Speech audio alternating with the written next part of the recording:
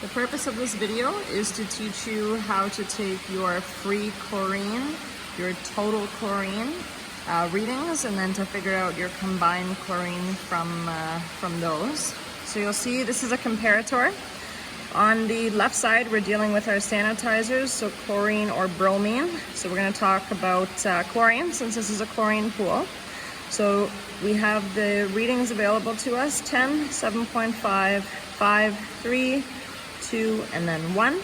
So that's what we're going to be focusing on. So I've filled up this side of the comparator to this line right here. You can see the water in there. And I'll face it this way. So we're going to start with 5 drops of reagent number 1 in the small tube. So 1, 2, 3, 4, 5. Next, we're going to add 5 drops of reagent number 2, again in the small tube. So 1, 2, 3, 4, 5.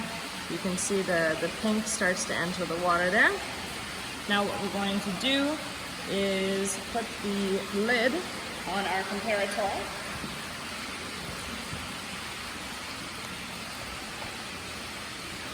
Just snap it in place, make sure it doesn't leak. Now what you do is you flip it upside down, flip it right side up, and then you'll see the whole thing has turned pink. So now what we're going to do is match the shade in this column right here in the tube to what we see on the side. A well-lit area works best. So I'm going to go ahead and say that this shade is reading at a chlorine level of 2. So our free chlorine level is 2 parts per million.